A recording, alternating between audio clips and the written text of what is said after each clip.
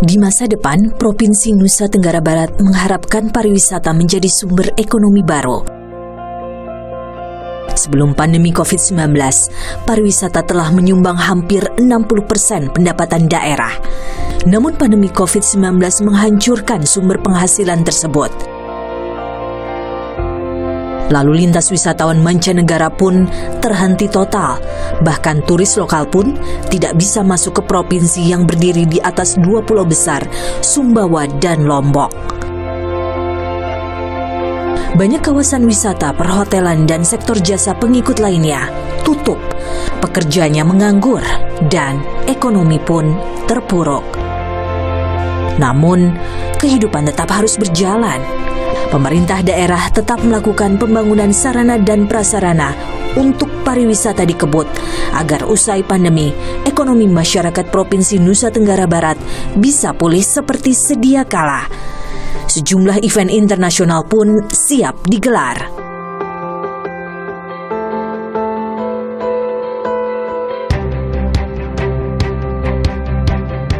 Kalau di NTB ini antara Bapak Gubernur ya dengan Pak Kapolda, Pak Dandim sudah sepakat bahwa kita memang di samping kita menjalankan protokol COVID secara tegas, secara ketat, tapi juga melonggarkan untuk masalah pariwisata karena andalan NTB ini pariwisata.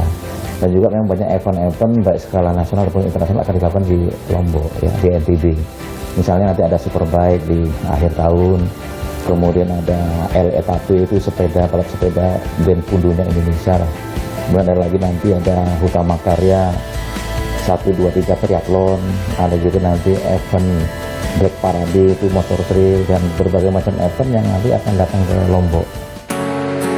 Selain tetap bersiap menghadapi era baru NTB, salah satu keberhasilan yang patut dicontoh dari NTB adalah upaya pengendalian wabah COVID-19.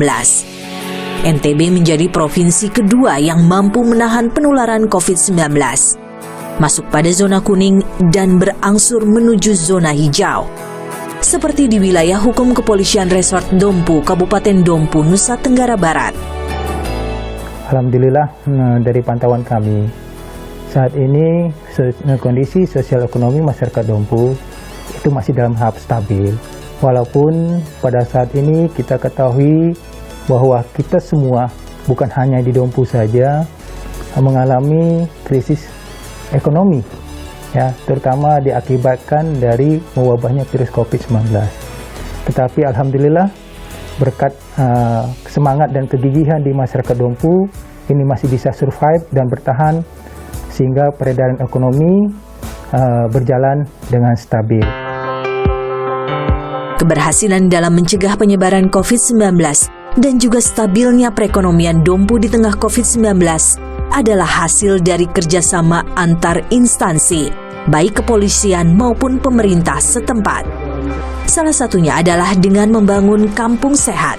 Kepolisian Dompu berjibaku bersama pemerintah daerah di tingkat kabupaten, kecamatan, dan desa, juga dinas kesehatan terkait, berusaha turun ke masyarakat langsung, menciptakan lingkungan yang sadar protokol kesehatan, dan mengupayakan vaksinasi bagi masyarakat. Kapolda NTB, Pak Irjen Muhammad Iqbal, memberikan turunan bagaimana sih untuk lebih menekankan kembali penyebaran COVID-19 dan penanganan penyebaran COVID-19. Dari Kampung Tangguh Nusantara, beliau menginisiasi dan menginovasi, mengadakan semacam kontestan lomba kampung sehat yang dinamakan waktu itu Kampung Sehat. Alhamdulillah, dengan diadakan lomba kampung sehat merupakan turunan dari Kampung Nusantara, ini bisa menekan laju pertumbuhan penyebaran COVID di Provinsi NTB khususnya, terutama juga umumnya di Provinsi NTB dan khususnya di Kabupaten Dompu. Hal yang sama juga diutarakan Sekretaris Daerah Pemerintah Kabupaten Dompu. Sangat betul. Jadi kerjasama antar komponen Forkopimda, Forum Koordinasi Pimpin Daerah, yang dimana di dalamnya ada kepolisian, Kodim, kejaksaan, pengadilan, berjalan seiring sejalan dengan Pak Bupati dan Wakil Bupati. Sehingga begitu muncul masalah pandemi ini, saya melihat koordinasinya luar biasa. Ya, buktinya sampai hari ini Dompu masih di zona kuning, yang artinya kita masih bisa lebih baik dari daerah yang lain. Program ini tentunya tak akan efektif berjalan tanpa dukungan pelaksanaan para petugas di lapangan, seperti yang dilakukan Babin Kamtibmas Brigadir Agus Salim. Kepeduliannya terhadap kualitas hidup masyarakat di desa binaannya, yaitu Desa Baka, Kecamatan Woja. Selain melakukan penyuluhan prokes 3M, mencuci tangan, menjaga jarak, memakai masker, ia juga senantiasa mendampingi masyarakat lansia prasejahtera yang juga disabilitas dalam beraktivitas. Brigadir Agus Salim menyusuri desa dengan sepeda motornya, keliling menyambangi para lansia, memberi perhatian berupa bantuan alat kesehatan seperti kursi roda. Ia bahkan menjangkau lansia yang berkebutuhan khusus hingga ke lokasi yang terpelosok.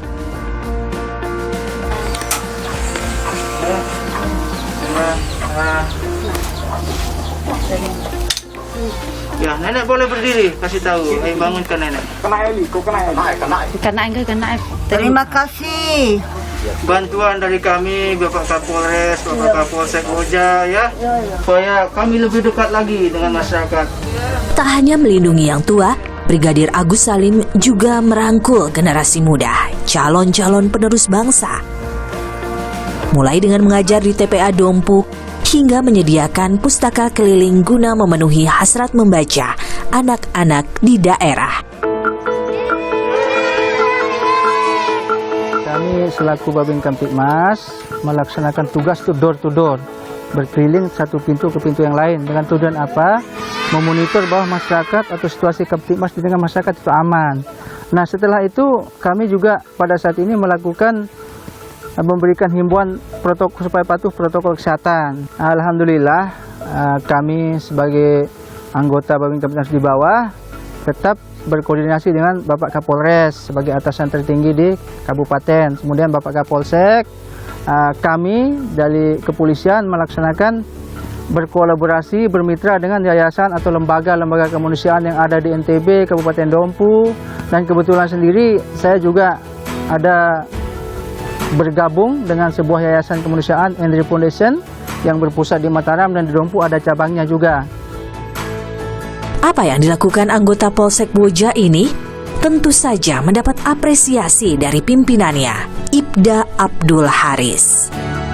Jadi apa yang dilakukan ini bernilai positif di tengah masyarakat dan memberikan gambaran sebagai sosok polisi yang memang sebagai konsultan solutif yang tadi, seperti yang saya sampaikan itu, kemudian hal ini memotivasi juga rekan-rekan yang lain untuk lebih kreatif dalam menemukan inovasi-inovasi terkait dengan hal-hal apa yang bisa diperbuat di warga desa binaannya.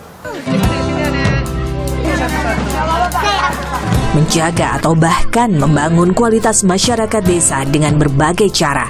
Terlebih di masa pandemi, diakui Agus Salim tidak bisa dilakukan sendiri.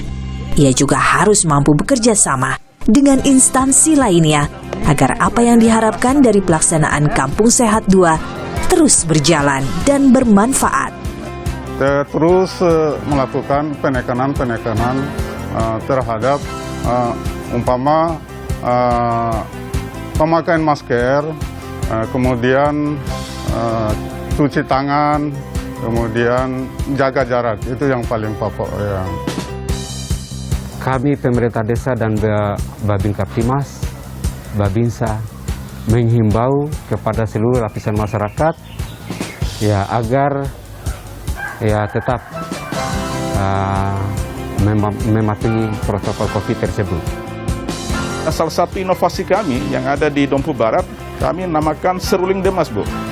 Adalah seruan keliling di tengah masyarakat yang menggunakan fasilitas ibadah maupun tempat-tempat umum. Ya, kami melakukan penyuluhan lewat media ini. Ya, salah satunya adalah terhadap penanganan COVID-19 yang ada di Desa Bakajal secara umumnya, Bu. Jadi di puskesmas tiap bulan kan ada istilahnya mini lokakarya. Terus tiap 3 bulan sekali ada mini lokakarya lintas sektor. Diundang semua Babinsa, Babinkamtibmas itu. Pak Agus Halim luar biasa. Kami apresiasi betul Babinkamtibmas ini. Jadi kalau ini yang dikembangkan terus, yang dilakukan, insya Allah kita program-program kesehatan, program-program kemasyarakatan pasti dicapai dengan baik.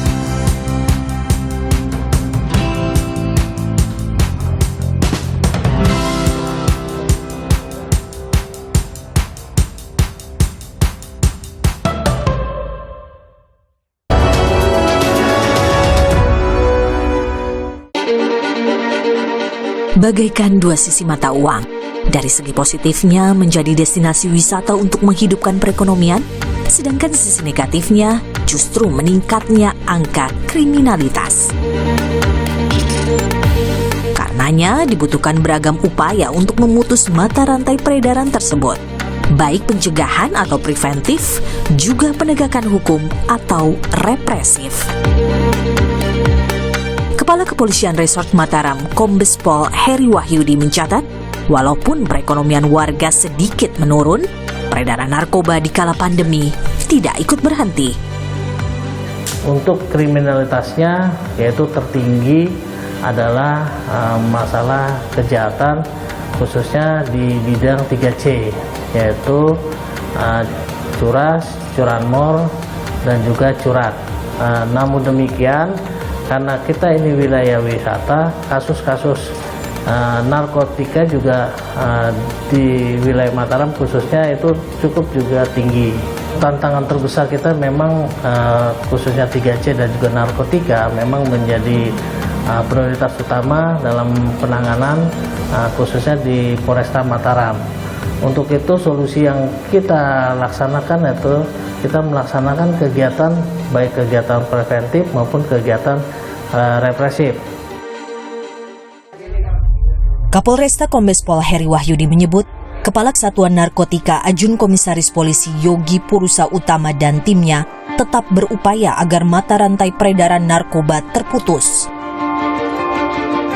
Dalam penanggulangan narkoba, Polresta Mataram menjadi nomor 1 di NTB, dan NTB masuk dalam urutan 6 terbaik dalam penanggulangan narkoba di Indonesia.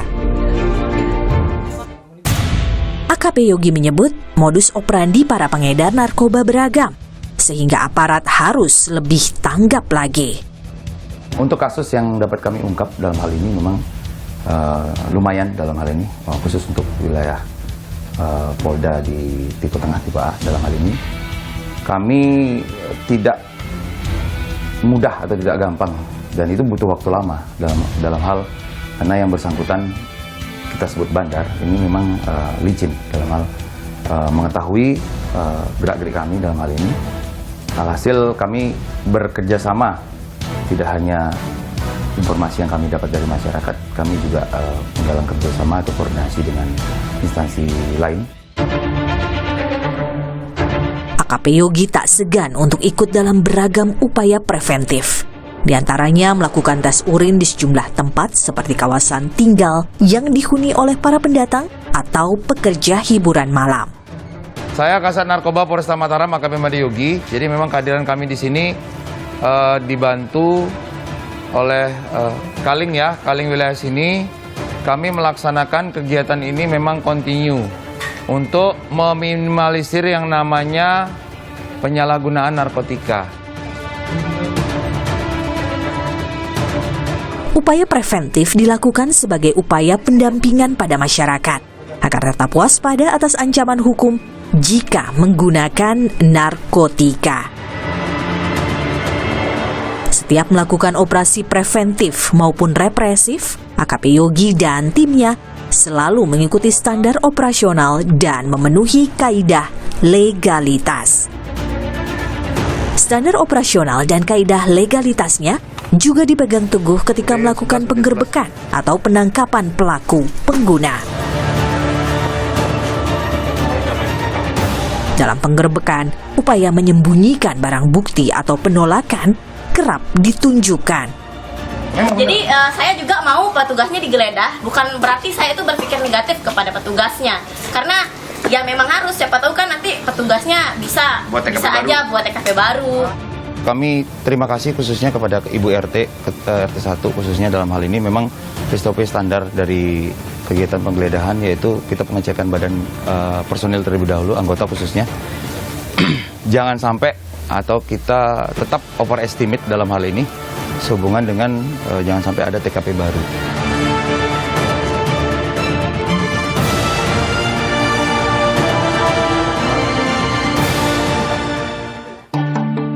Upaya-upaya ini menunjukkan bahwa negara tidak diam dalam menjaga warganya dari ancaman kejahatan, penggunaan narkotika, dan obat-obatan terlarang. Upaya petugas kepolisian dalam melakukan pendampingan masyarakat ternyata tak melulu di penegakan hukum. Seorang anggota pengaman objek vital di Nusa Tenggara Barat, Bribka Huzaini, berupaya melakukan upaya preventif agar menghindarkan diri dari perbuatan-perbuatan yang merugikan diri dan lingkungan dengan pendidikan agama sejak anak-anak. Pagi hari hingga sore hari, Bribka Huzaini memenuhi tugasnya sebagai seorang anggota kepolisian. Sore hari ia mengurus Yayasan Taman Pendidikan Al-Quran Al-Hasani. Kalau gedung sebenarnya kita nggak punya gedung, Pak, karena ini rumah tempat tinggal. Jadi saya itu semenjak gempa itu, kalau orang-orang gempa kan cuma 6 bulan, betul pengalaman mereka tidur di luar. Saya 3 tahun setengah sebalik tidur mengungsi di rumah sendiri. Nah, kenapa saya begitu? Ini kok saya nggak bisa menusukkan air mata. Karena kalau malam hari yang dewasa mengaji jam 10 malam. Jadi 10 malam itu kami keluarkan kasur, bukan kasur sebenarnya, bed cover. Karena untuk kasur nggak bisa di sini. Karena kasurnya udah nggak mencukupi. Semua kamar kami jadi gedung untuk mengaji, kamar tidur habis semua. Sehingga anak-anak saya kalau dia ketemu sama misalnya, ke rumah misalnya, selalu bilang rindu kasur.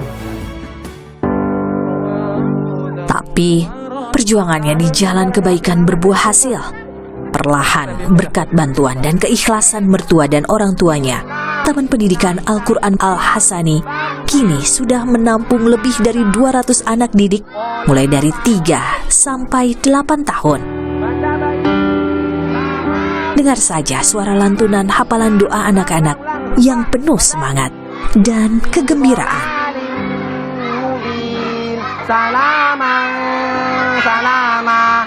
Bagi kita semua, kita terus semangat ajarkan anak kita ilmu agama sebagai dasar fondasi mereka untuk kehidupan yang lebih baik, baik di dunia maupun di akhirat. Pekerjaan rumah lainnya yang sedang diupayakan TPQ adalah memiliki lahan yang lebih luas untuk bisa menampung anak-anak hingga dewasa yang ingin belajar membaca Al-Quran. Baginya, pendidikan agama yang benar akan menghindarkan generasi muda dari paham-paham radikalisme dan juga perbuatan-perbuatan jahat lainnya. Apresiasi terhadap kinerja Pamopfit Bribka Huzaini tentunya mendapat apresiasi dari Kapolresta Mataram. Untuk Pak Zaini kita kenal ya, kita panggil dengan Pak Zain namanya. Bahwa yang bersangkutan ini kemarin sudah mendapatkan polisi terfavorit di wilayah Nusa Tenggara Barat. Beliau dapat penghargaan dari Bapak Kapolda untuk prestasinya, di mana yang bersangkutan mendirikan lembaga pendidikan Al-Quran. Karena salah satu faktor untuk kita berbuat baik yaitu adalah dengan kita mendalami agama kita. Assalamualaikum warahmatullahi wabarakatuh.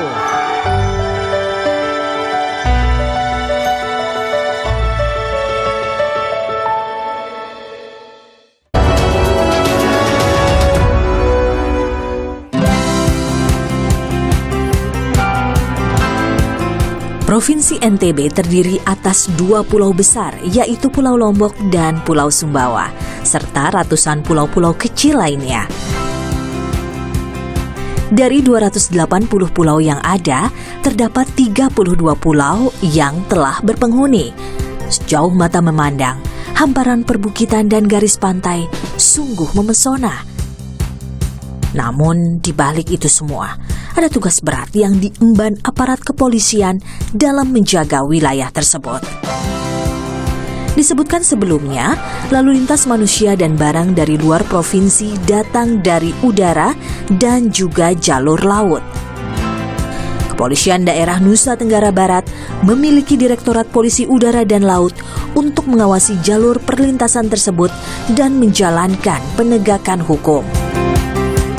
Untuk kegiatan Ditpol Airut Polda NTB ini, yang tentunya memang wajib kami sinergikan atas perintah program presisi Pak Kapolri, ini ada beberapa bagian. Yang pertama adalah bagaimana kami meningkatkan kualitas penyidikan di wilayah perairan.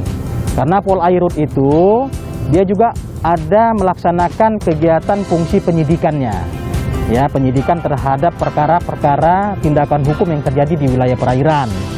Nah, oleh sebab itu, saya selaku direktur kemarin udah mengemas program ini. Kami bentuk dengan namanya Sentra Pelayanan Mediasi Terapung. Nah, sentra pelayanan mediasi terapung ini wadahnya adalah di seluruh kapal-kapal patroli yang ada di Polda NTB ini. Jika ada permasalahan-permasalahan hukum yang terjadi di wilayah perairan Polda NTB, ini bisa kita mediasikan di atas kapal kami.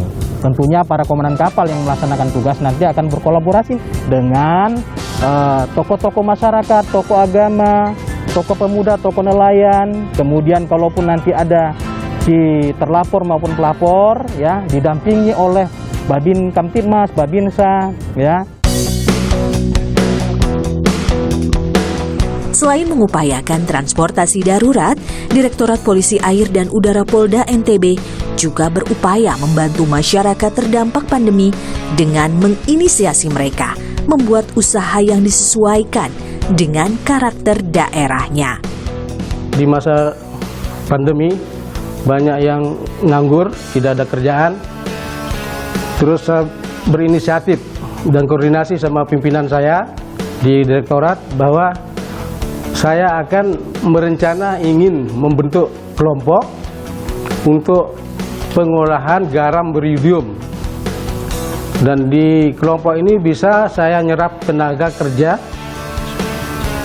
masyarakat pesisir untuk bekerja di kelompok tersebut, sehingga bisa mendapatkan hasil yang cukup untuk sehari-hari. Nah, waktu itu saya support dengan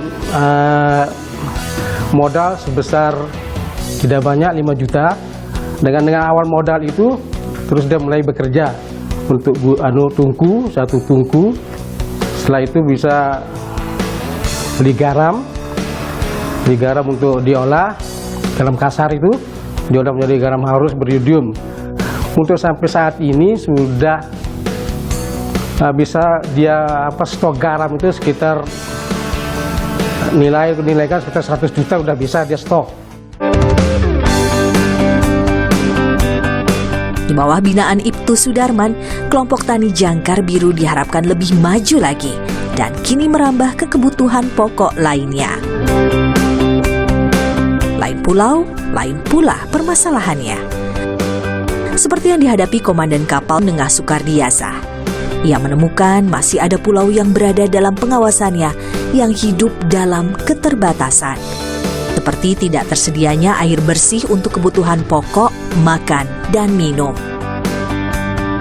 Karenanya, dengan dukungan Direktur Pol Airut Bribka Nengah dan timnya mengirimkan rutin air bersih dalam 1 atau 2 minggu 5 ton air ke pulau tersebut. Warga menggunakan air untuk kebutuhan memasak, makan, dan minum. Sementara untuk mandi, menggunakan air sumur yang sangat payau. Karena mengingat daerah ini tersulir, kesulitan air, kami berusaha membantu masyarakat dengan air. Dengan susah payah kami nyebrang melalui ombak, gelombang, melalui pakai perahu, mengantarkan air masyarakat di sini. Masyarakat bersyukur sekali. Kami nyumbang air di masyarakat Lekok ini 5 sampai 10 ton setiap bulannya. Dan sekarang Ibu Kapolda memerintahkan saya menyumbang air setiap minggu sekali, 5 ton. Sumber airnya kebetulan ada di sini agen yang untuk menyiapkan air untuk kapal-kapal. Kami minta bantuan sama beliau untuk meringankan langkahnya untuk membantu masyarakat di sini. Assalamualaikum warahmatullahi wabarakatuh. Tak hanya air, Teluk Gok juga membutuhkan kehadiran pendidik di desanya untuk mengajarkan anak-anak mengaji.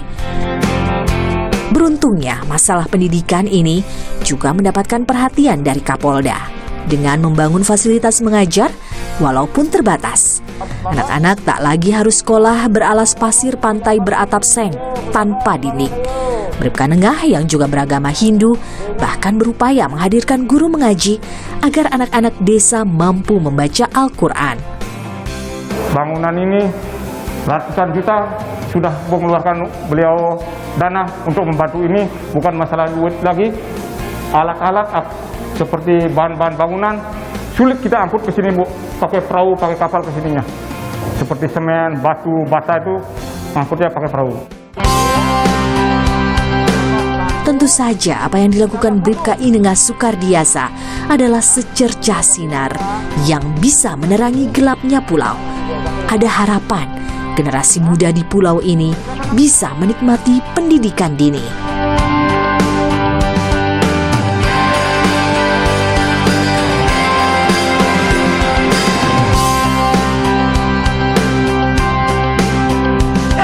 Hanya berdua. Sebaik-baiknya kehidupan manusia adalah yang mampu bermanfaat bagi sesamanya. Tak melupakan tugas utamanya sebagai penegak hukum, anggota Bayangkara juga menjadi pendamping masyarakat bahkan di daerah yang terisolir sekalipun.